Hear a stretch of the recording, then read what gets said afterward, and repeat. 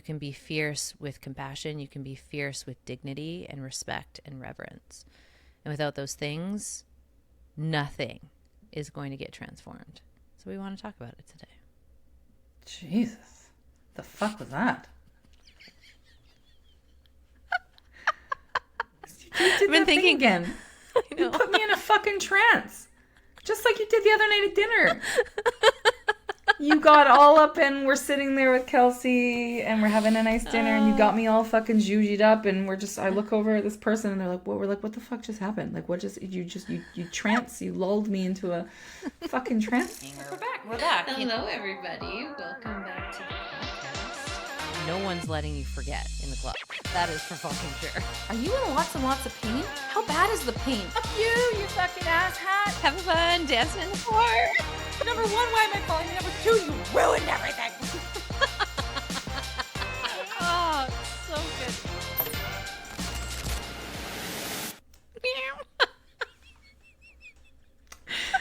Not even like waiting until like the last second. You're literally like, it's recording. And now we're really riding that edge.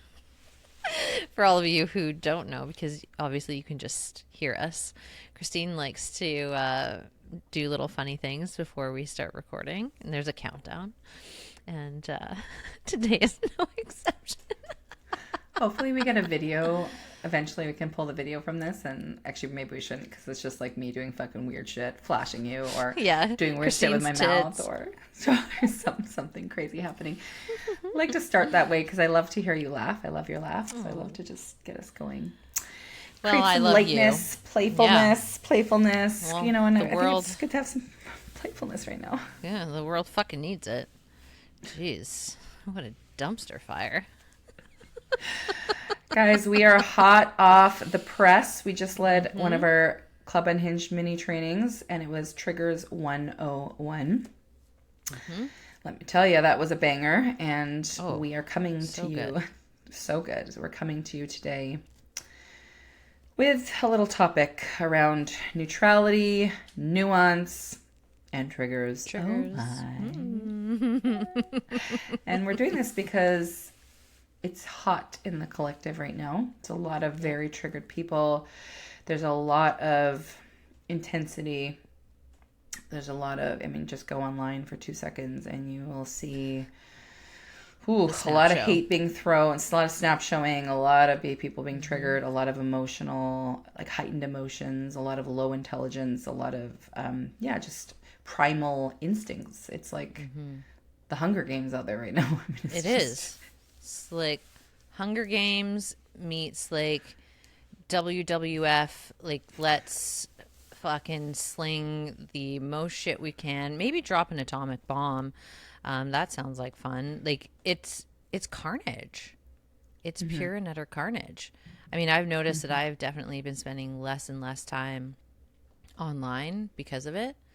Like I cannot expose myself to this like constantly throughout the day. Like it's not good for my mental, it's not good for my emotional well-being, and it certainly is not serving what I want to create in the world. So even having boundaries around it right now is so important, and that also is such a key piece to being able to manage your triggers and to be a little more nuanced and to be a little more neutral. And being neutral doesn't mean you don't have an opinion. Like no. You're absolutely, like, we're not saying like just become a fucking beige rock. Like we want you to have your opinions. We want you to have the things that you stand for. But there's a difference between standing for something from a place of power and then standing for something from a place of domination and wanting to dominate everyone else into submission into your right perspective. And in my opinion, if you are using those types of tactics, you are no different than the systems of oppression that you're likely trying to dismantle. And like, so we have to be honest about ourselves and like the ways in which we're playing the game. Because if you want a new game, you have to play a new game. You can't use the old playbook and expect it to lead into new results and new ways of being and like new paradigms. that's not how it works. And so you've got to approach it real different if you want to create something more expansive and create conversations that actually lead to more unity, more understanding, more compassion, more dignity. Because that's the thing that I'm really noticing is people are acting in a way that does not honor the dignity of the person that they're talking to, which the default to that is like they're not dignifying themselves either. And with a lack of dignity, and I did an episode for the Daily Coaching Club on this, but like if you really want transformation, whether it's in your relationship or whether it's in the world at large, you can't shame people into that. Shame has no true transformational value. Shame might get you short-term change, but that change is coming from a collapsed place. It's not happening because the person actually wants to transform. It's because they're being dominated and shamed and ostracized, and that will never produce sustained transformation. And the only way you can do that is if you approach it with love, care, dignity, respect, and fierce fucking boundaries. Like, it's not like you being a pushover and just like taking nonsense.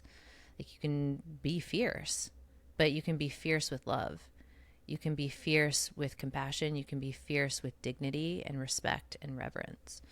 And without those things, nothing is going to get transformed. So we want to talk about it today. Jesus. The fuck was that? I've been thinking again. You put me in a fucking trance. Just like you did the other night at dinner. You got all up and we're sitting there with Kelsey and we're having a nice dinner and you got me all fucking jujied up and I look over at this person and they're like, what? We're like, what the fuck just happened? Like, you lulled me into a fucking trance there. The way you speak is just so on fire. I love it. I love it. You're so right. You're so fucking right. There's a lot of collapse and powerlessness right now in the collective. And I've just been like sitting back watching. Like I'm so curious. It's like, I feel like, we always joke about being in the arena and, get out of the fucking stands. And it's like the reverse. I'm like sitting in the stands watching the fucking carnage in the arena. And I'm like, whoa. Yeah. Like, I love being in the arena, but like Mama's taking a break. Not that one. Sit back. No, not that one. Not that arena. That's not the arena we're talking about, friends. The dumpster fire arena. No. We're talking about the arena of creation, not dumpster fire. Yes. And I think that what's fascinating is that so often it's a sneaky play where we can get taken out of our power, and because we're fighting what is versus creating what we want, right? It's that whole idea, it's like we don't have to take down everything that is because we're just working with what's already been created. It's so limited. It's like, what do we want to see? What do we want to create? And how do we create that? And it's fascinating because there's a lot of people right now fighting for freedom, fighting for liberation, fighting for like freedom of speech and all these things that they think are being taken away from them, yet they don't realize they're being the bully. They're the one, they don't realize that they're the one doing the exact thing that they're accusing the other person of, which is fascinating. It's fascinating. So fascinating. And it's happening on both sides. Like, that's the fucked up part. Like, yeah, 100%. whatever side you're on, like, there are people at the extreme who are operating this way. And it's so wild, the cognitive dissonance to not be able to see, like, oh, I'm actually doing the thing that I'm accusing them of doing. Like, because that's such a mind fuck. Like, that's a really hard thing to resolve in yourself. And this is a lot of the time, like, in conflict, when we project onto another person and we accuse the other person of something, it's literally giving, like, a back door to like our own shadow and a back door to the shit that we're doing. And just shine a nice little spotlight on that, and they got the flashlight and like, let's just shine a light on that. And like, I see this a lot of the time in the relational sector where people are like, narcissist this and narcissist that, and I'm like, Do you have a mirror? And are you looking in it? What is the saying? It's like if you have a finger pointed out, you have like 10 fingers pointing back type of thing. Yeah. Well, Yeah, it's so it I would don't be know, so one I've watched out that 4 and 5, whatever. Fuck. well, maybe Just like- if you're doing 2 pointers, then you have the 8 or the 6. I don't know. I don't But you know, get fuck, the you got- drift. Like You got fingers in you at some point, or around, whatever, not in you. Oh my God, Jesus Christ. Okay. You have fingers. There's fingers happening somewhere. In and around you. Yes, in and around you. Yeah, but when you point the blame, like you're also like showcasing that part of yourself, and this is why shadow work is so important. Because if you're going to accuse someone of something, you better have done the inner work of finding that exact same spot in you first. Because if you don't, the way you point that out to the other person is going to be completely unrelational, and it's not going to go anywhere productive, because it's going to be perceived as an attack, because it is. It is an attack. And a lot of the time we don't want to sit with the fact that, oh, wait, I am attacking. I am criticizing. I am being a fucking asshat, as Christine would say. You know, like I'm being the asshole here. But I also have this identity that I'm the good person. I'm the righteous person. I have the right answer. And so I need to literally punish. I need to put down. I need to criticize. I need to tear this other person to fucking shreds so that they can see how right I am. Like, if we actually break it down, that's fucking ridiculous. And then we're shocked that it doesn't work. Like, it's not shocking to me.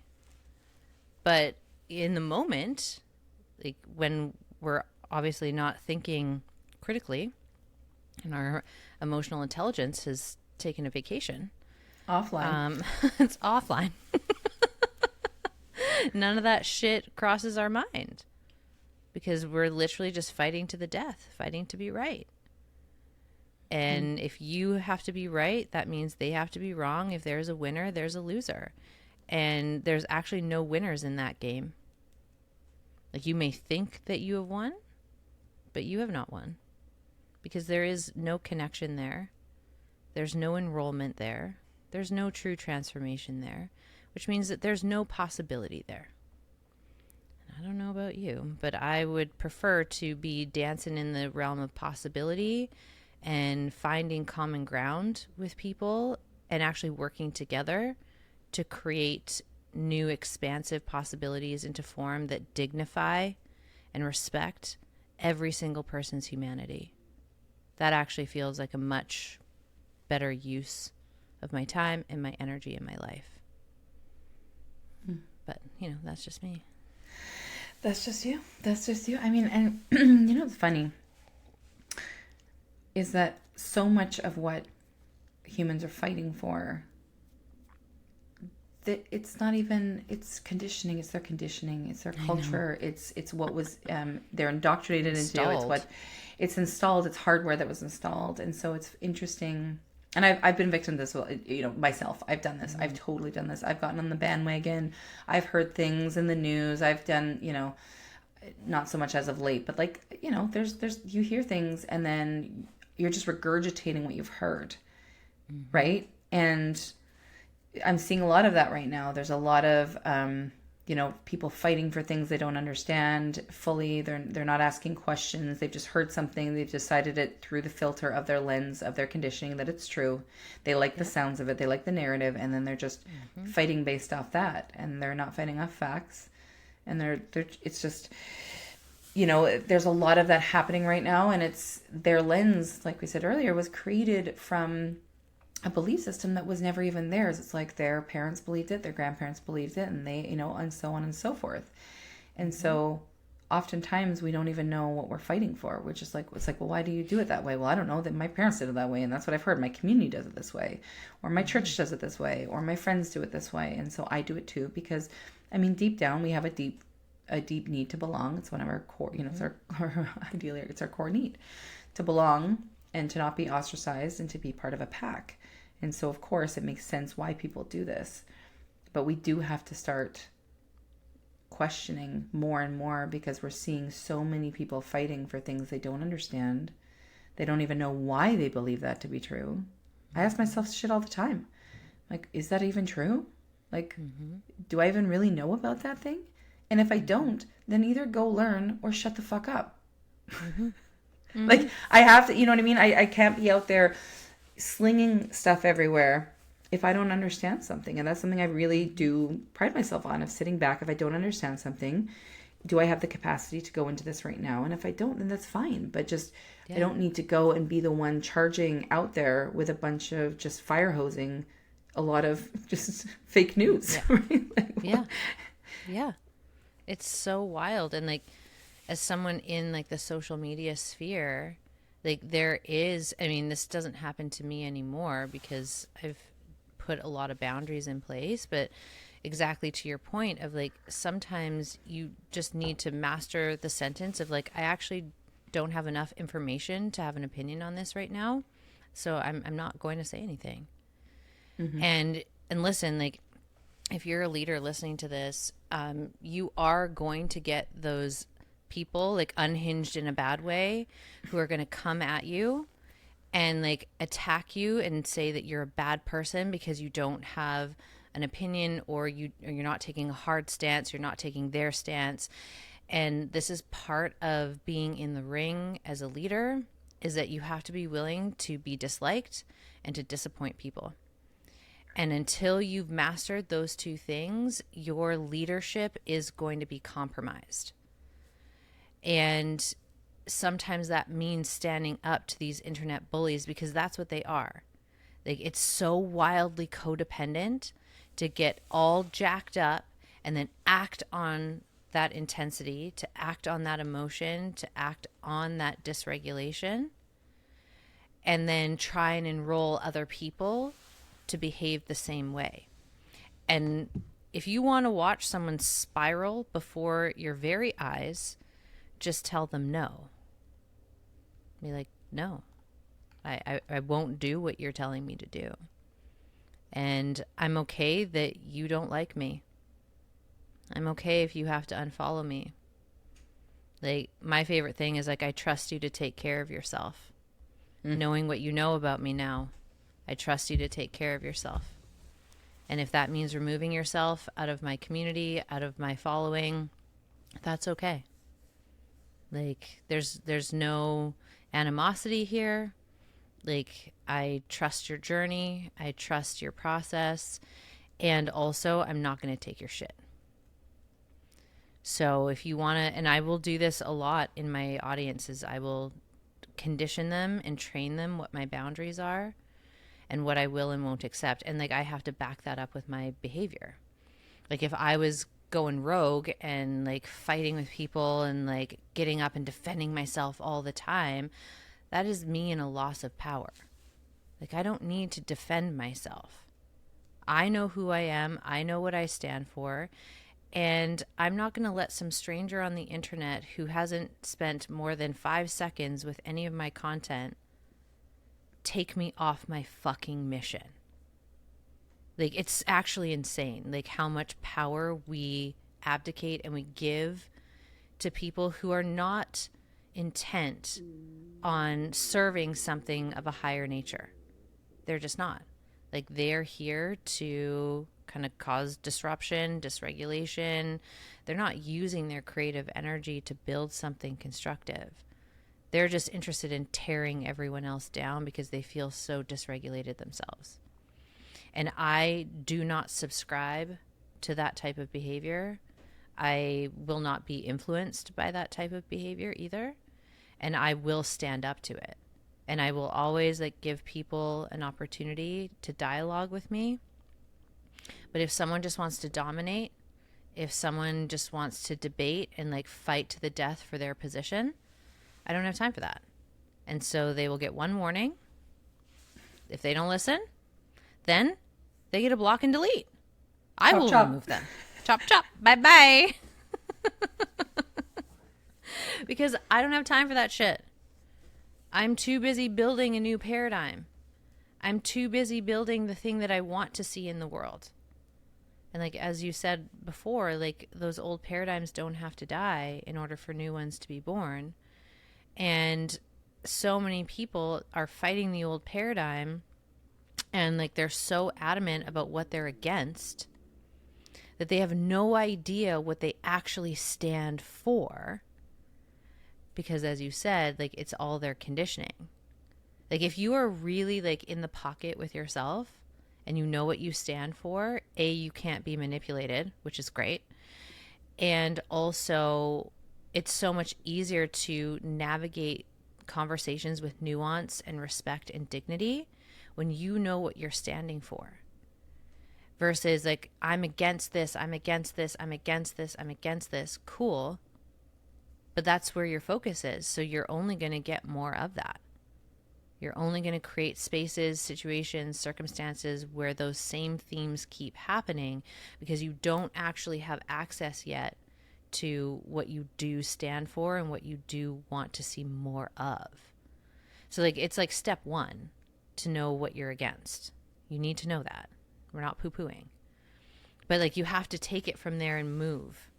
And you have to move towards like, well, what do I stand for? What are my embodied values? What is the world?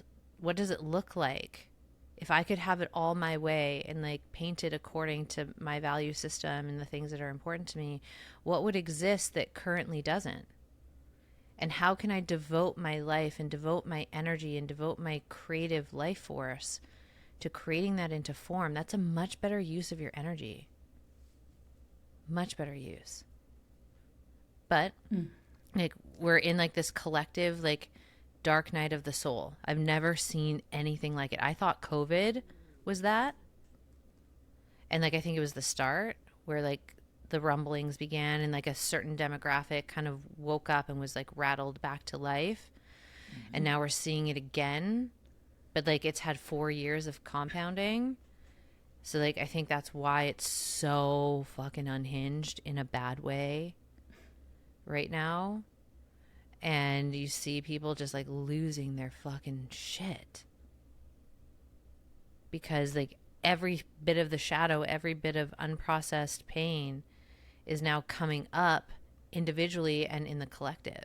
And we see just how wounded the collective consciousness actually is. And we have to go through this. This is like the birth portal. So like labor is an uncomfortable process. I've never done it. You have. From what I understand, it's not exactly like super pleasant. Like there's this contraction and expansion. Yeah, like it's intense to say the least, you know?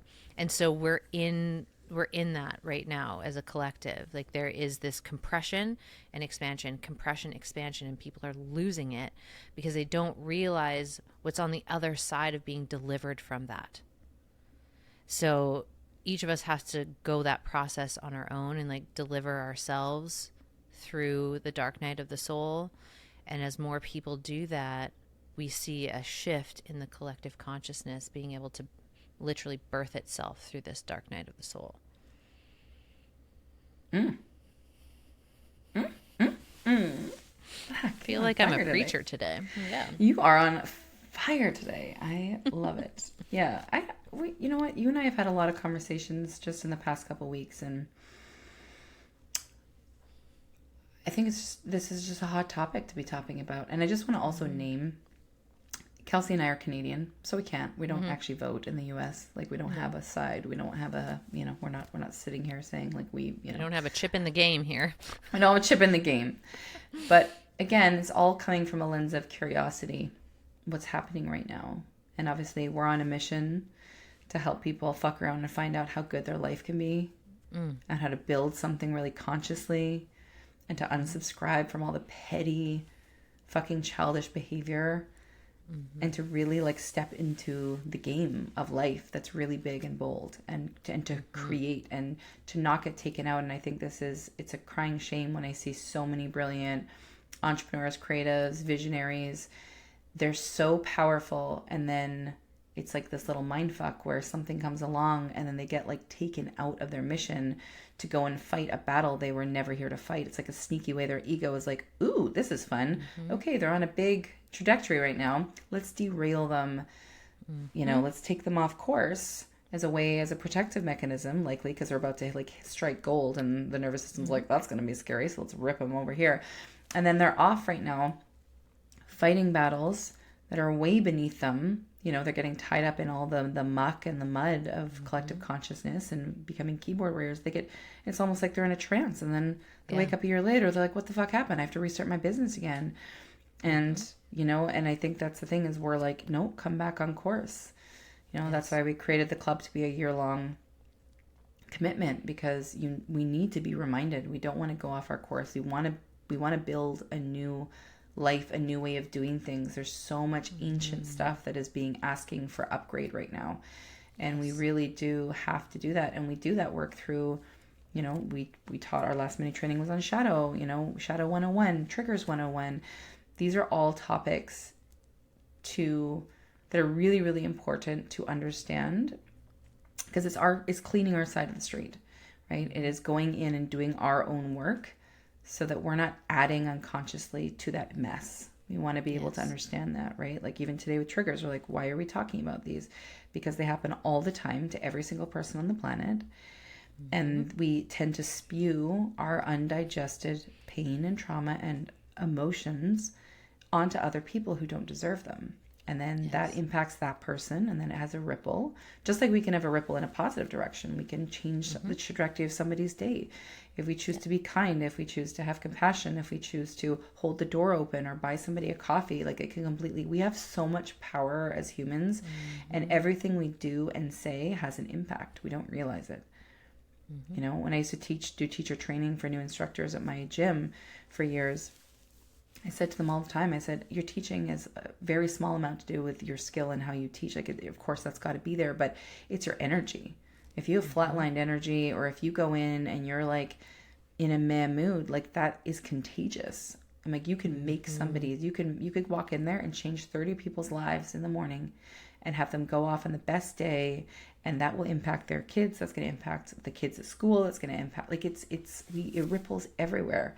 We have to remember how powerful we are. Our words are casting spells all the time. What we say to somebody, we're in a triggered state, can totally make or break things, right? It affects how much money we make. It affects our work ethic. It affects our friendships. It affects everything. We have to do better. Have to. It's non-negotiable. No, and I think the thing is that like you and I also have a lot of compassion. I've been there. I know what it feels like to feel powerless, to feel out of control, to feel like, you know, somebody's got power over me. And it's a really tough place. And there's self-responsibility, and there is a call right now to go out and to learn and to educate yourself about how to do better and how to start getting curious about the way you show up. Get curious about why you're triggered. Like, you know, we talked about today with the triggers, like a trigger it's a visceral, it's a present moment experience that is like eliciting a massive reaction, emotion. It's a body, it's a mind, it's a full experience that happens, and it's not our fault that they happen, right? It's just we're not educated on this stuff. We're not mentored on how to be a really powerful, sovereign human. And there's no rite of passage to that, right? So but it is our responsibility as adults to do that work ourselves and to get curious about that. That's why Kelsey, that's why we teach some of the concepts that we do. Is because they're fucking high value. They really matter. They make a massive difference in the way you live your life and your level of happiness, your level of success. Like there's so many pieces. It's how do you run a business when you're triggered all the time? How do you run a business when you're online and you're, you know, can't even afraid to be make visible? A sale? Yeah, or afraid to be visible, or can't make a sale that day because you're so derailed from a comment somebody made or by totally, or getting sucked into something that is totally irrelevant. Right? I think that's the thing is like, and also in the club, why we work on you as from the inside out as a full human. It's not about a little win or, oh, I made an extra 10 grand here. Who fucking cares at the end of the day? If you are not in your power and creating powerfully, it really doesn't matter. No, it really doesn't. And this is why I think the most potent form of activism, and this might be something very controversial that I'm about to say, but fuck it, I'm going to say it anyway. Zing, zing, go. I think the most potent form of activism is emotional activism, meaning like you go internal and you clean the fuck out of your internal landscape, your emotional landscape. And because when I can sit with someone who is dysregulated and triggered and not get dysregulated myself, and I stay connected to my body, I stay connected to my heart, that actually creates this thread of true transformation, and it opens the field of potentiality.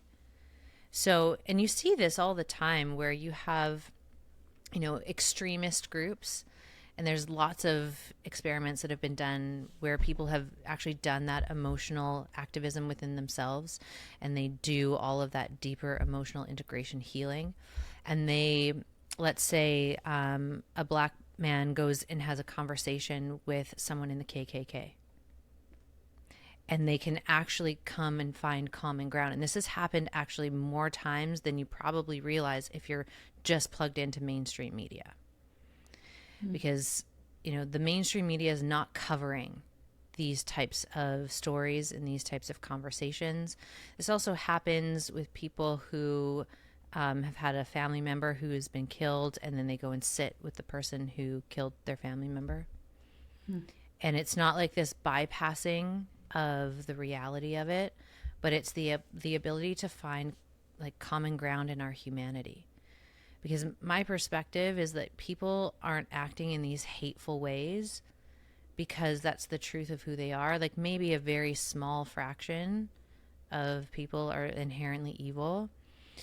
But I think if you deconstruct it enough, you're going to see that someone who is developed on that track of being like truly evil is someone who has been denied love, care, connection, all the vital nutrients that human beings need to develop in a functional way. And when that doesn't happen, you see very dysfunctional behavior. And so I think it's like, we talk about like grassroots activism, and not gonna shit on any activist group here. Like, keep doing what you're doing, boo. But like, if the people in those pockets of activism aren't doing the emotional activism as well, they're taking a playbook, like a page out of the playbook that they're trying to burn, and they're running with it. But they think it's righteous to do it for their cause. And so I personally think like the best activism work you could ever do before like getting on the fucking ground here is like working with your emotional interior, resolving these things within yourself that cause you to be unrelational. Because if we can't be relational, we aren't going to create anything new and expansive in terms of a paradigm, in terms of a world where there is actual equity. Like, you want actual equity, you want actual dignity, you want people to actually be treated with respect and honor. And like, I think that's everybody's birthright. And yet we can't have a nuanced conversation with someone who has a different opinion or a different perspective or a different life experience or different conditioning.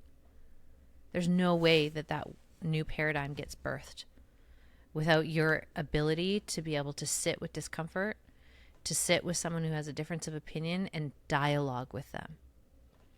Like, I am all for dialogue. I am a no to domination. And a lot of debating is just domination and drag.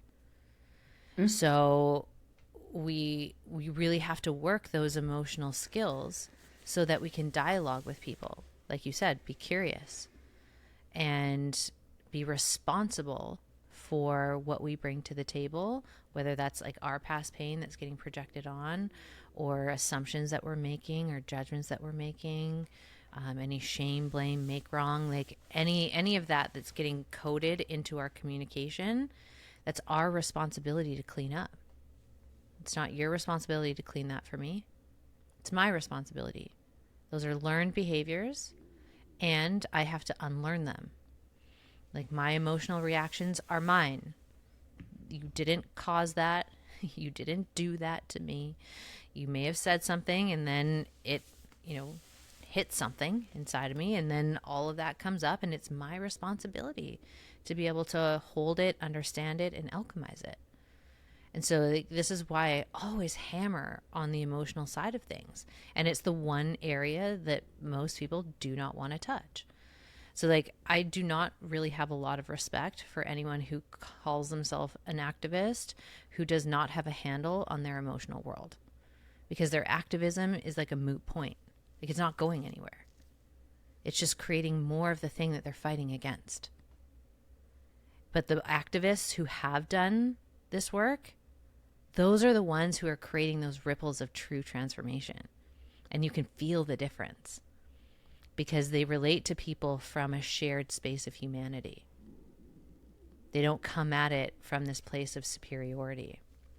That is very common when you feel like you've been in a loss of power for a long time, and then you get a taste of power, even if it's like the toxic mimicry of power, and then you literally just do the thing that was done to you. This happens in abusive relationships all the time.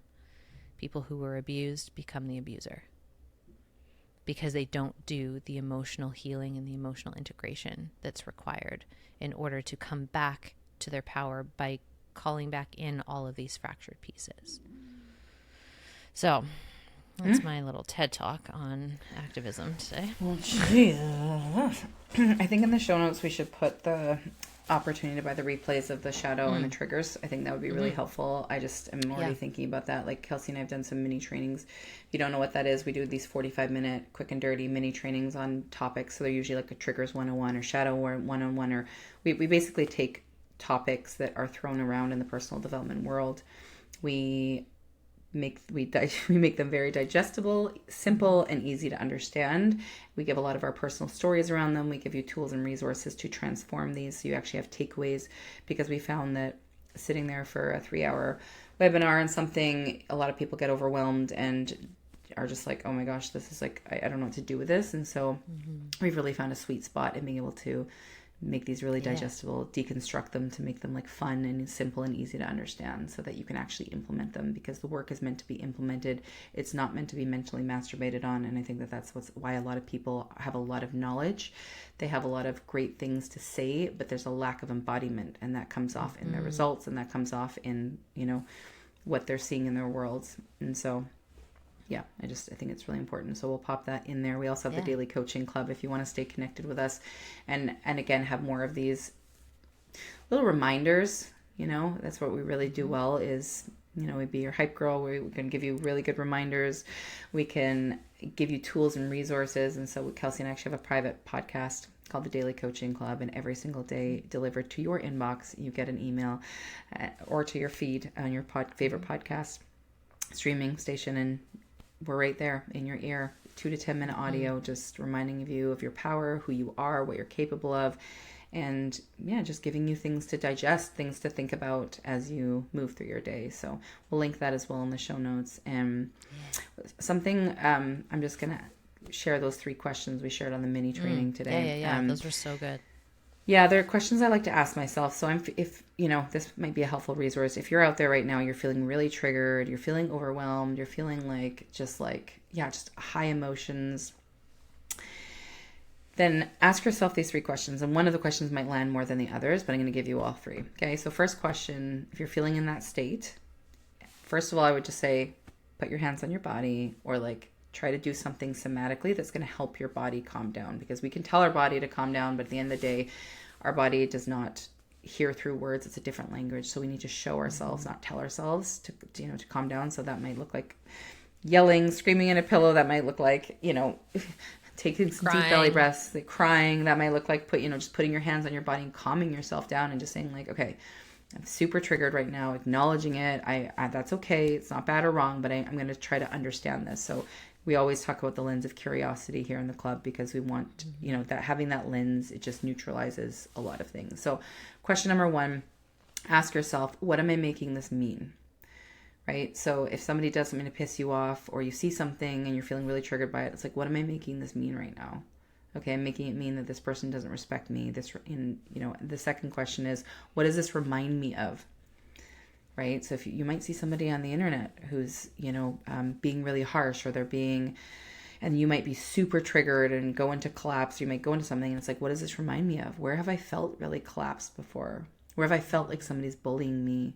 Because oftentimes it's not about that person necessarily or what they're saying or doing. It's that it reminds you of all the times that you felt bullied, you felt unheard, you felt unseen, you felt unvalidated. And it's sort of like clicking and hitting all of those different points that haven't been digested from you. And so if your present moment reaction is going to feel really hot and heavy, versus if you have done a lot of that work, you might be like, oh, yeah, it's kind of annoying. I don't really like that person, but you're not going to have that like completely blown out, taken out response to something.